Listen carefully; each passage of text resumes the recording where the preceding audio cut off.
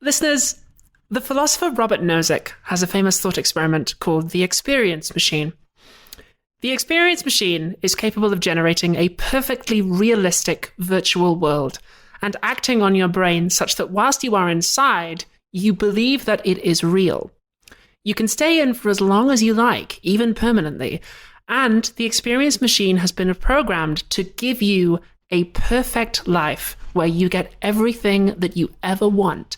There's maybe just enough adversity to give context, but a life inside the experience machine represents the happiest life that you could ever live.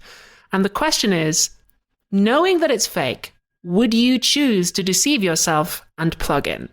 Do you care about happiness, or do you care about other things like duty and truth? You don't have to wonder what life inside the experience machine is like, though, because we on the Kill James Bond podcast are taking off our virtual reality headsets. We are scooping the goo off our bodies as we get out of our pods.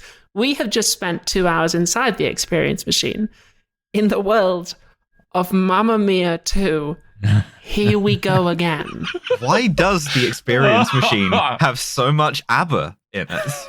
There's a lot more Swedish pop inside the virtual world than I thought, but... They ran out of time programming the experience machine and only had enough time to put one song artist in. Yeah, I was looking alphabetically and I just grabbed the first one. They couldn't get the rights to any others. They couldn't license any music inside the experience machine except ABBA. Let's fucking go. Be still my beating vagina.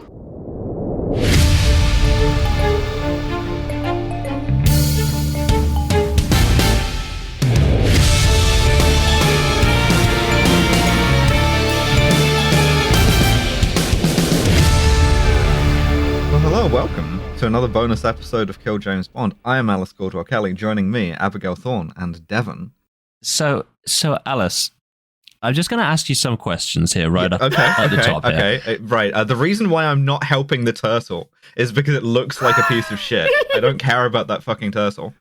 We all know what the facts of this are, but I'm asking you them on the record now to sort of establish. Okay. You're deposing me.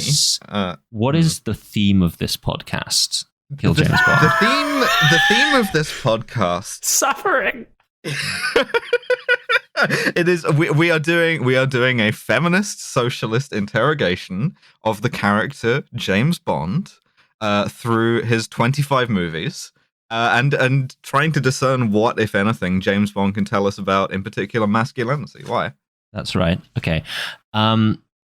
You've also said beforehand that we'd use bonus episodes to discuss deuterocanonical works of fiction regarding James Bond. So that's just quickly, correct. What movie have we watched for this episode of the podcast? We have watched, as Abigail so kindly told us, Mamma Mia, Here We Go Again, the musical sequel to Mamma Mia. And why? That's a good question. Because I thought it would be funny to do that. Now, right. Yeah. Very well. Carry on. Thank you. So, having thus deflated me here. Because Pierce Brosnan is in it. Final question. Is Brosnan this a tax-deductible purchase?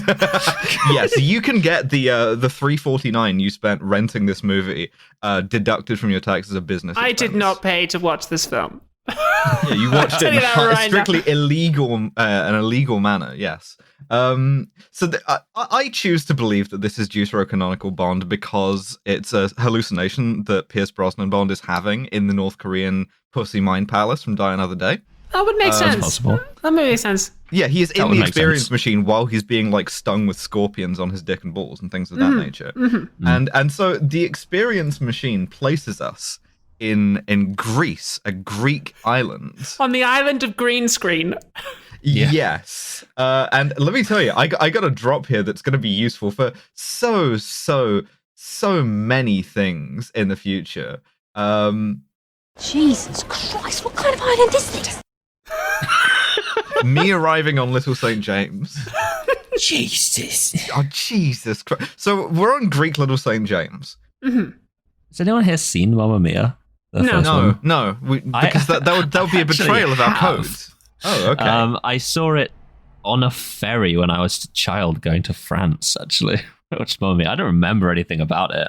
I do seem to remember that Pierce Brosnan was in it and sang a lot more than he did in this one. Yes, they've worked out he's bad at singing, so he just doesn't. Yeah. It's based on a very, very famous stage jukebox musical, which I think is one of the most successful musicals of all time. And I haven't seen it, but from what I can gather, it's about a woman who, like, there are potentially 3 men who might be her father: Colin Firth, Pierce Brosnan, and Stellan Skarsgård. Yeah, and she was a hoe in the dad. 70s, and now she runs this hotel on this Greek island, and she has to find out which one is her baby daddy. She went through an exactly 3-day-long hoe phase. Yeah, and the thing is that this hoe is now grown, was played by Meryl Streep, and the first thing this movie tells you is Meryl Streep is fucking dead. She will not be appearing in this movie. This movie tells you there is a big framed portrait of her that essentially just says "dead now." Which I was like, okay, that's a really, really bold move for like a musical. It's like, okay, it's going to be about like grief and loss, and like, absolutely. I was like, okay, cool. I'm interested to see. I'm on board. That's a cool premise. Absolutely. And so we see her daughter, Amanda Seyfried, Sophie, who is operating this hotel that her mum had like built up, and is about to like relaunch it. And we see that she is assisted by Senor Cienfuegos, Andy Garcia, who is her sort of like general manager and handyman, and her boyfriend Sky, Dominic Cooper, looking weird as hell. Is away in New York learning the hotel business. Yeah, there's a lot of scenes that are just sort of like business scenes out of nowhere, but they don't really serve a purpose. Yeah, all the scenes are out of nowhere and serve no purpose. That's actually true. You're right. He's learning how to do hotel business in New York, which is going to really apply to like a small Greek island. But she's inviting people to the grand reopening, and we see that she chooses not to invite her grandmother Ruby. She tears up that invitation. It's like, she never turns up anyway. Yes.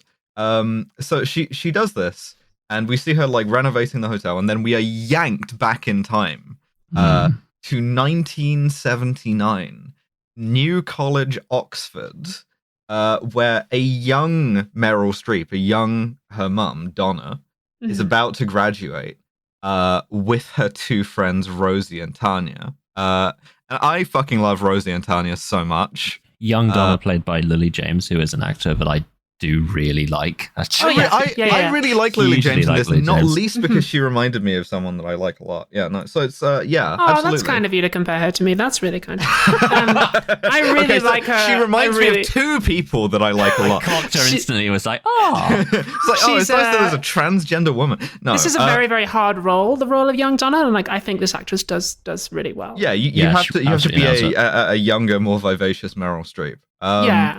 And it's like Manic Pixie Dream Girl shit. That? Yeah, exactly. So she is graduating, and she gives this like valedictorian speech, which immediately segues into an ABBA song, "When I Kissed the Teacher." Do not do this. My first note was just they're running very low on ABBA songs by the second movie. Yes. I think there's like 2 or 3 actual ABBA songs in there, and the rest they've just like cobbled together. But yeah, this turns into this sort of like all singing, all dancing thing with Donna and her 2 roommates, Tanya and Rosie, who are, I guess, in a band. Yeah, sort of? An ABBA cover band. That's or right. is it just a band in the world of the Experience Machine? Band, we don't know. I believe. Now this scene is very important, listeners, because this is the first musical number, and it has to establish the rules. Like whether or not the music is diegetic, which is to say, can the characters hear this, or is this like happening in their imagination? And what this scene tells us is that Donna is really singing. Her classmates are really on stage singing with her. And this is like really happening. When characters sing, they are really truly singing. Yes. Yes, this is established because she starts a fucking tape player. This is the only time throughout this entire fucking movie that we are shown the music creating device. Yeah. And the rules fall apart before the end of the musical number. Oop. Gotcha, bitch. You want to listen to the rest of this episode, you should probably head on down to patreon.com/killjamesbond. Go ahead and sign up for at least a $5 a month. Oh, it's not going to break the bank, is it? It's only a $5. Go on.